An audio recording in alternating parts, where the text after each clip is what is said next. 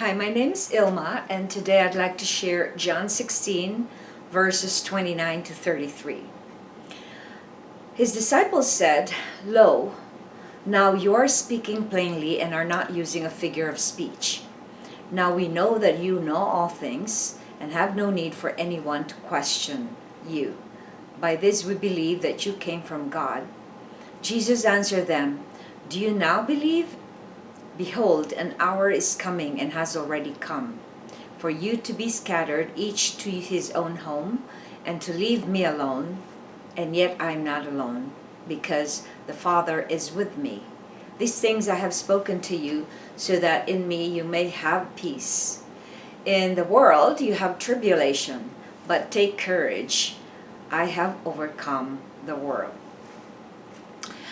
This declaration of the disciples to Jesus about believing that he came from God didn't really convince Jesus.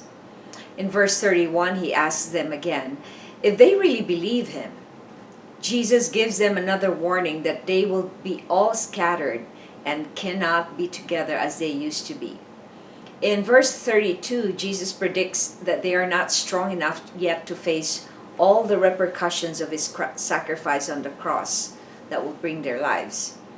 Jesus prophesied that some of them will be so scared of the fact that Jewish leaders have the power to crucify them as well, since they were connected to Jesus.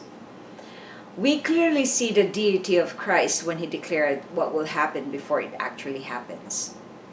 Because he is omniscient and omnipotent, he also knew their unbelief, their fear for their lives, and the panic from having no one to lead them anymore.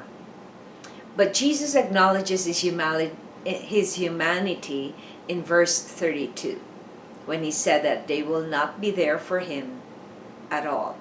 He also expected them to be there for him as they claim they are his followers. Jesus' dependence on God always wins because he knows that the Father is always in him and will never leave or forsake him, just as he predicted his disciples would. He is teaching us all to depend on divine providence, who knows what is best for us. He doesn't want us to rely on humans for help, because they will never really be able to provide what only God can give us. Jesus reminds them that only in him can they have peace, because the world is unable to give this peace to them. The world only brings suffering and pain. Jesus assures them that the only way they can overcome these tribulations is through him. He is the Prince of Peace. Reflection. Why are we asked to pursue peace at all costs as Christians? In Ephesians, it says that we are battling with things that we don't see, unseen forces, just like spiritual things. And so we don't know that we are under attack most of the time. So if we do not have a decision each moment to choose peace, we will be attacked. So if we don't choose peace, if we don't pursue peace, and we think that peace is an aftermath of something that we have conquered and overcame, then we're wrong, because peace is something that we put on. Just in the Ephesians 6, it says the peace, the shoes of peace that comes from the good news. So our peace is knowing the good news. So when we put on the good news, when we wear the gospel, when we are aware of the gospel, we will have peace at all costs, because we will know the truth, and the truth will set us free.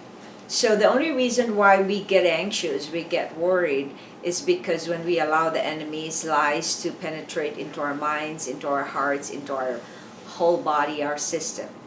So I encourage you to pursue peace and learn the skill of choosing it every day, pursuing it every day. So even when you're being attacked, you have that peace, that you know that God is there for you and that he will always take care of you. Thanks for watching. I hope you check my website at ilma'S.com for artworks and photographs, and I hope you subscribe to my channel so I can make more videos for the Lord. God loves you. Stay safe.